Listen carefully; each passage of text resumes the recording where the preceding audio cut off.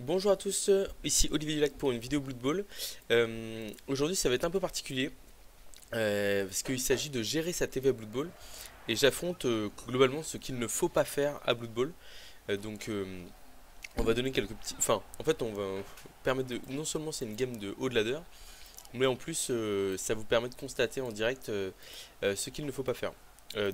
Pour vous donner une idée, l'adversaire a...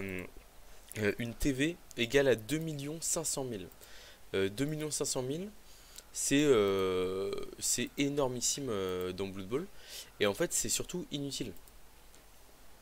Tac. Alors, on va empêcher un potentiel one turn.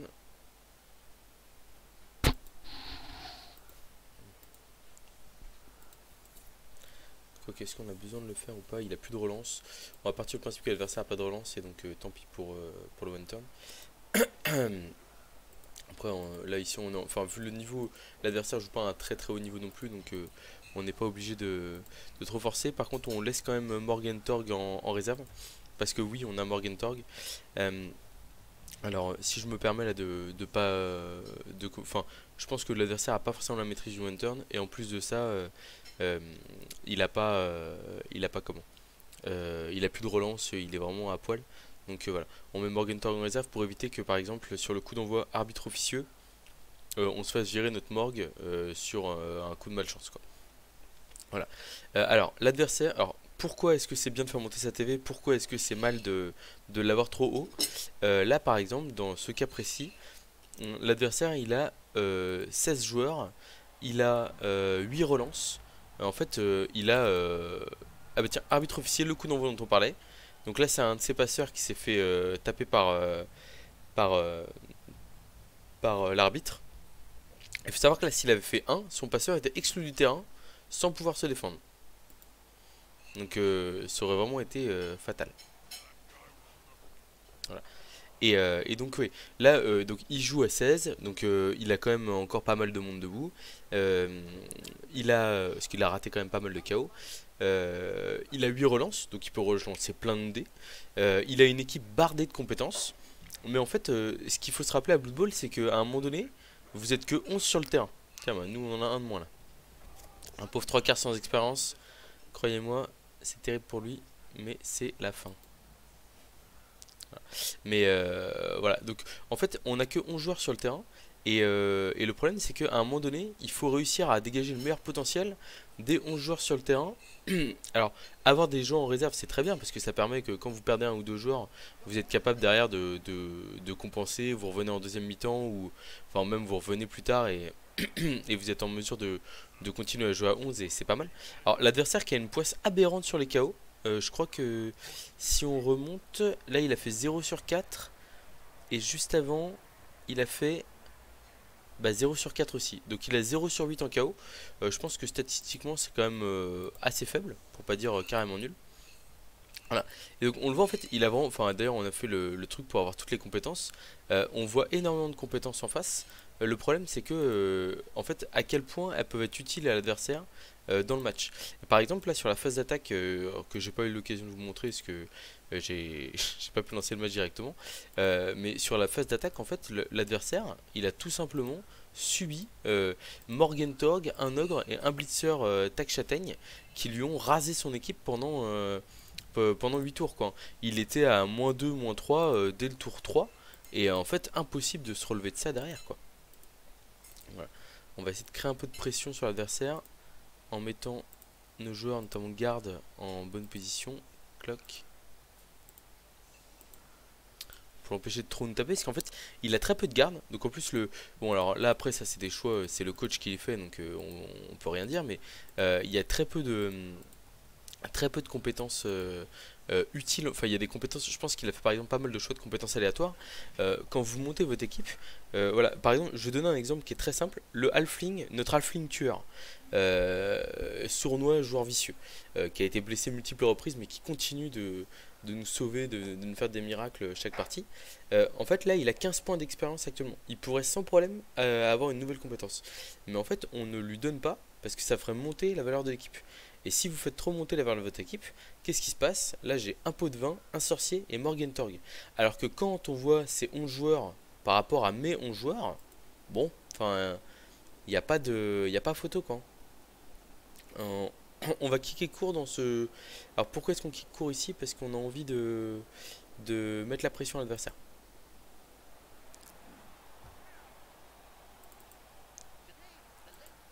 Donc voilà, donc là typiquement il y a un rebond de balle qui est très très court. Donc ça veut dire qu'il va devoir mettre ces joueurs là. Et on va potentiellement pouvoir lui couper la pression. Et en plus on a kické de l'autre côté bien sûr de ces joueurs pour le mettre en difficulté. Ah, mais donc là on le voit, hein, 8 relances. Là il y a combien de joueurs? Un 2 3 il y a 4 KO et 3 sorties. Donc 7 8 9 10 11 12 13 14 15 joueurs je crois. Enfin, c'est pas mal du tout, hein, mais bon.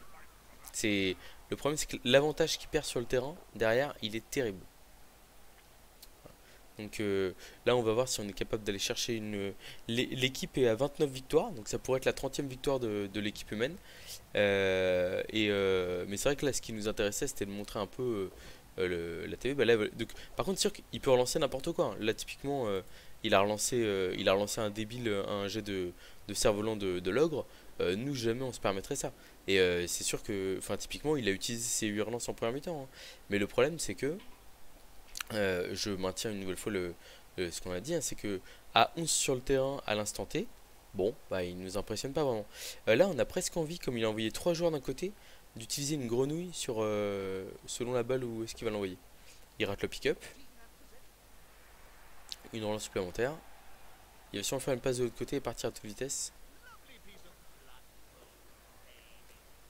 En fait, on a presque envie de le transformer en grenouille pour couvrir la balle derrière. Je pense que c'est ce qu'on va faire pour clore le match, enfin pour essayer de le terminer directement.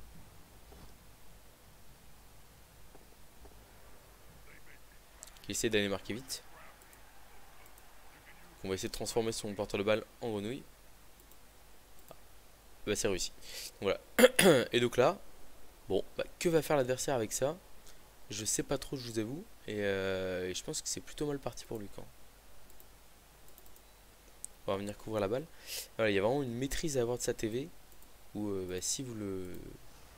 Voilà, il faut que je fonce un coup, donc on va pas le faire. On a Morgentor qui va venir sécuriser les deux joueurs qui sont là.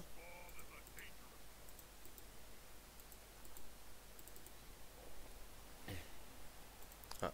Mais ouais, l'adversaire qui se met en difficulté tout seul, en fait, rien que dans la création de son équipe, quoi. Et ça, bah, faut éviter autant que possible, quoi. Donc là, typiquement, là, on a 3 zones autour de la balle. Donc même s'il a 5 relances, hein, il a quand même utilisé 3 relances sur le tour 1. En fait, là, il se retrouve avec toute une partie de l'équipe coupée en deux. Bon, c'est pas glorieux, quoi. On n'arrive pas à tuer la grenouille, on la met KO. C'est déjà ça. Ce qui m'embête un peu là, c'est que potentiellement il peut. Non, ça. Même. Non, là c'est très très compliqué pour l'adversaire. Clac, on va essayer de bloquer son ogre.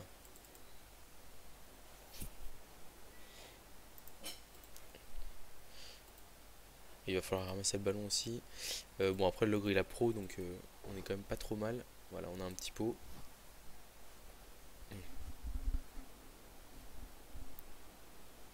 L'adversaire qui utilise pas stabilité. Nous on va pas le suivre du coup. Ça on l'immobilise avec un seul joueur.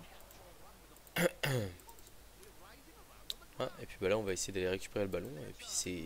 J'espère que c'est fin du match, mais bon.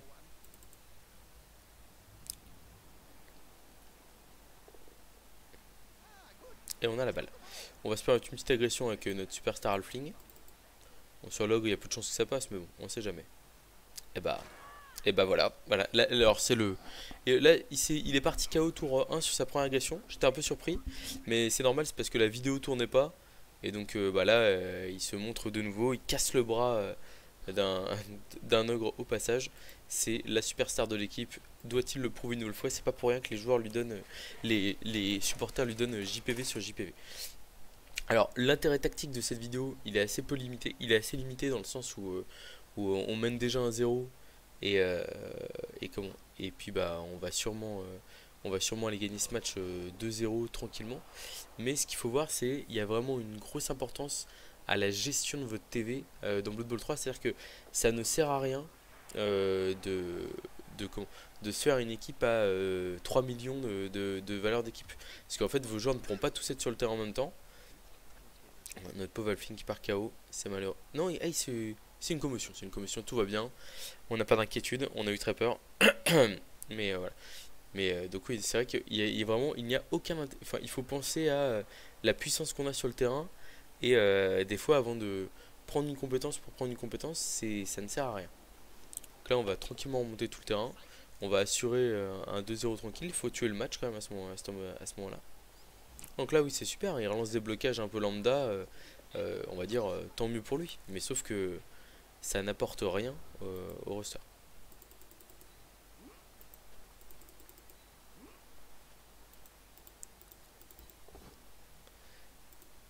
Bon, et puis nous, ce qui est pas mal, c'est qu'il y a beaucoup de joueurs avec pas beaucoup d'armure ou des trucs comme ça. Donc on peut faire de l'XP. On pourrait même aller potentiellement chercher un petit. Hey, est-ce que c'est pas un match là où on doit aller chercher de l'XP facile typiquement un 3 ou 4-0, quelque chose comme ça. C'est avec Morgan Torg pour faire un peu de place. Et puis le sorcier qui a fait son boulot. Je me dis, bon, je pense qu'on va essayer d'avancer. Ah bah bon bah voilà. Donc ça aurait été une vidéo très rapide. Mais c'est pas surprenant. Parce que voilà, 2 330 000 de... Et encore c'est la valeur après que je lui ai cassé une partie de son équipement. Donc ce qui veut dire que ça n'a pas de... Alors je sais pas si on peut voir son équipe. Montrer le profil. Et ben on peut les voir. Voilà. Donc là on a une bon, on a deux équipes là de noblesse impériale à 1 900 000 de valeur, sachant que la sienne, donc là on va la voir. Voilà, bah, c'est parfait, c'est exact. Donc là 1 900 000 avec 4 joueurs qui manquent un match, dont l'ogre qui vaut 220 000. Hein. Donc là si on additionne les valeurs, on a 100 000 ici, 100 000 avec les deux joueurs, donc on a 400 000, donc on était à 2 300 000 de valeur d'équipe, un peu plus même. Et bah, en fait ces 2 300 000 de valeur d'équipe ne servent absolument à rien. C'est-à-dire que là on a deux lanceurs de niveau 4 et 5. Un seul lanceur suffit. On a je sais pas combien de domestiques, donc qui sont les trois quarts un peu fragiles. Alors ça pourquoi pas, d'en avoir beaucoup c'est bien pour faire du bon. Mais là par exemple quand je joue un domestique avec bloc, frappe précise, prise sûre, arracher la balle. Enfin, c'est quoi le projet de faire... En fait, c'est pareil, quand vous créez un joueur, enfin quand vous prenez de l'XP avec un joueur, vous devez avoir un projet avec le joueur. C'est-à-dire que vous devez vous dire, bah tiens, j'en fais un blitzer tueur, donc je lui donne châtaigne, tacle, des choses comme ça. Griffe si vous y avez accès, voilà. Quand vous faites un blitzer qui va chercher le ballon, vous prenez lutte, vous prenez arracher la balle, voilà. Il y a des compétences, par exemple, esquive, ça c'est toujours utile, donc pour le coup il l'a pris sur ses nobles par exemple. Mais là, par exemple, les 4 compétences qu'on devrait voir, c'est 4 gardes sur les gardes du corps qui ont accès aux compétences de force. Enfin, là, je sais pas à quel bilan il est avec cette équipe, mais quand il tombe contre des orques ou des choses comme ça, l'orque, en fait, enfin, les orques et les chaotiques qu'on voit dans le ladder, c'est des rosters à comment? À 1 700 ou 800 000 de valeur, mais par contre, vous avez que 11 ou 12 joueurs dans l'équipe et 3-4 compétences par joueur, et en fait, les 11 joueurs qui sont mis sur le terrain, c'est très très puissant. Et là, en fait, sachant à partir du moment où il y a toute une partie de la valeur d'équipe du coach qui est sur le banc, bon, bah, déjà, nous on a un gros avantage, et puis en plus, les primes qu'il donne aux adversaires, enfin, Morgan Torg, il prend 2-3 joueurs comme ça. Il faut savoir d'ailleurs, pour la petite anecdote, que Morgan Torg a fait son premier triple crâne sur Blood Bowl 3 avec moi là, enfin, sous mes ordres dans la partie d'avant, mais j'ai fait triple crâne en attaque avec Morgan Torg et je n'ai pas perdu. Enfin, bon alors, c'est pas défaite automatique, mais ce que je veux dire c'est que c'est quand même emblématique du fait que, enfin plutôt symbolique du fait que le roster adverse est vraiment très mal taillé. Il ne faut pas, enfin déjà, quand on fait des joueurs, il faut avoir un projet derrière. Par exemple, avoir des joueurs tueurs, c'est très bien. Hein. Par exemple, les guerriers du chaos, en faire 4 tueurs, pourquoi pas. Mais en fait, dites-vous bien que quand vous tombez contre un bon joueur, dans beaucoup de situations, vous aurez un blitz par tour. Et pas forcément sur le joueur que vous voulez en face en plus. Donc ça veut dire qu'avoir 4 tueurs, il y en a 3 qui vont pas taper dans le tour. En fait, il faut essayer de raisonner aussi sur les fonctionnalités que vous donnez à vos joueurs dans l'équipe. Et du coup, ne pas forcément aller trop loin en termes de valeur d'équipe. On va faire un point sur le classement actuel des humains et on va comparer justement avec notre équipe à nous. Alors, le classement des humains, ils étaient 38e avant le match, ils sont passés 35e avec cette 30e victoire donc face à de la noblesse. Et donc 30 victoires, 3 matchs nuls, 4 défaites, c'est pas trop mal. Et en plus de ça, bah, l'équipe est vraiment plutôt pas mal. On va aller la checker rapidement. Donc qu'est-ce qu'on a là?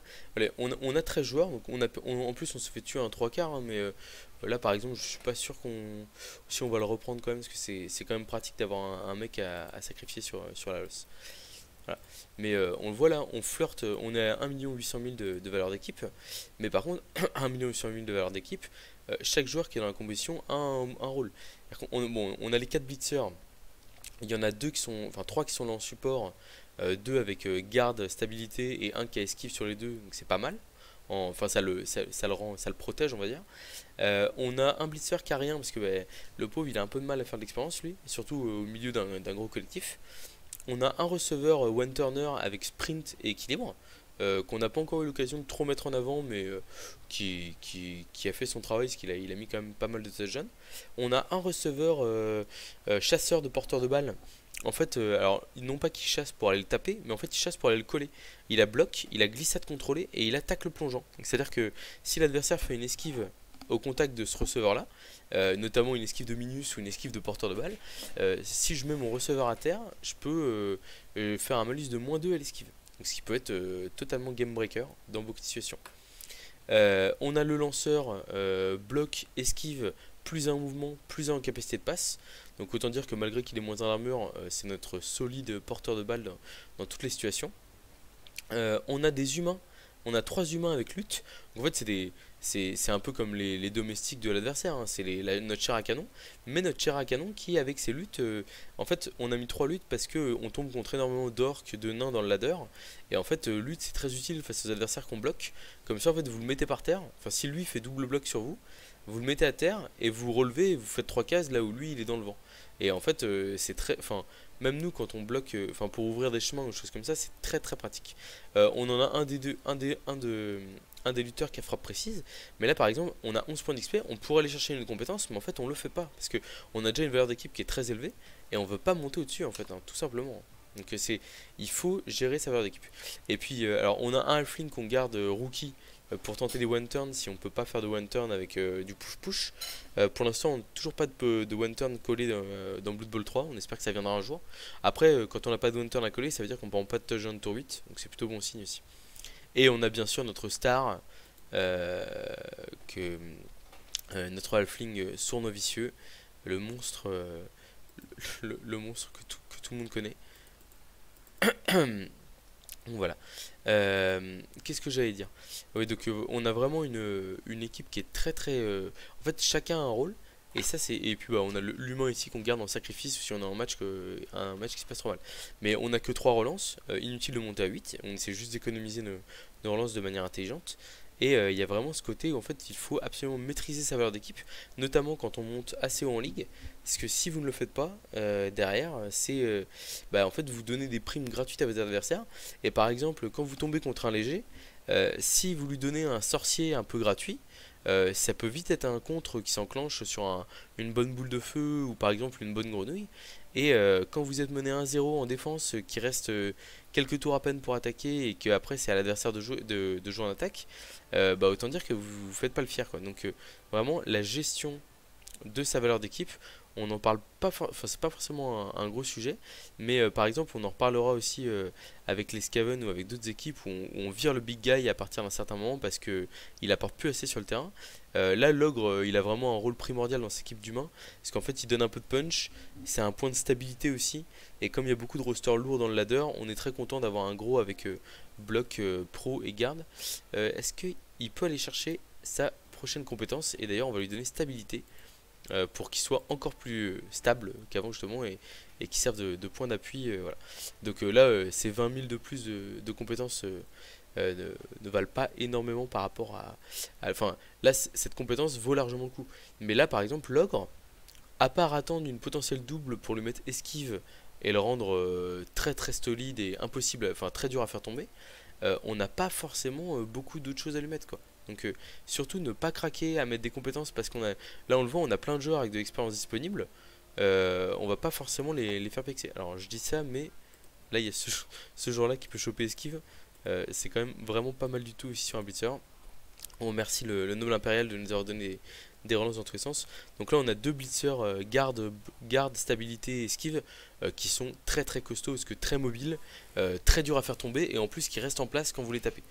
Donc autant dire l'enfer pour l'adversaire. Mais voilà, mais donc on met des compétences utiles. On ne va... Là par exemple avec 4 points d'XP on pourrait tirer une compétence aléatoire pour le halfling, on ne le fait pas, ça sert à rien. Si ce halfling par miracle il chope une compétence, on pourra avoir pour lui mettre réception ou un truc utile sur le one turn, mais on n'est même pas sûr de le faire. Voilà. J'espère que vous aurez apprécié cette petite vidéo en plus courte parce que l'adversaire s'est très vite rendu, mais c'est important à haut niveau de gérer sa valeur d'équipe parce qu'en fait on se dit c'est pas grave, je suis à 1 900 000, si je passe à 2 millions ça change rien, mais en fait ça change tout. Et après c'est pareil, à ce niveau là, quand on arrive à quasiment 40 matchs avec l'équipe, on peut tomber face à des rosters de tueurs où on va peut-être gagner le match mais on va perdre, enfin on aura 3, 4 voire 5 joueurs en moins pour le prochain match. Et en fait quand vous avez une grosse valeur d'équipe, vous allez jouer le prochain match, mais en fait ça se trouve vous aurez par exemple plus de tueurs ou quoi que ce soit, et du coup votre valeur sera quand même élevée et vous allez peut-être manquer de quelque chose pour affronter l'adversaire. Alors que là nous si on nous prive de, je vais dire une bêtise, on a deux blitzers et l'ogre qui sortent, on perd tout de suite 500 000 de valeur d'équipe et en fait on se retrouve à 1 300 000 à une valeur qui est acceptable on va dire pour affronter une équipe un peu plus rookie comme nous, enfin une équipe un peu plus rookie, et on aura quand même des arguments à faire valoir, le halfling, le passeur, des choses comme ça. Voilà, c'était un peu plus théorique que d'habitude, mais ça permet de voir là où on est l'équipe dans le ladder, et ça permet aussi de faire un point sur la valeur d'équipe, qui est un sujet à ne pas oublier quand on monte une équipe en ligue, et notamment quand on la monte à un certain nombre, à plusieurs dizaines de matchs. Voilà. Merci d'avoir regardé la vidéo, et puis j'ai remarqué qu'il y avait pas mal de gens qui regardaient les vidéos mais qui n'étaient pas forcément abonnés, donc n'hésitez pas à vous abonner. C'est toujours agréable de savoir qu'on est soutenu, même si il y a un très gros soutien, et je vous remercie à tous pour ça. Et puis n'hésitez pas à demander si vous avez des envies particulières de contenu, de match ou quoi que ce soit. Voilà, à très bientôt.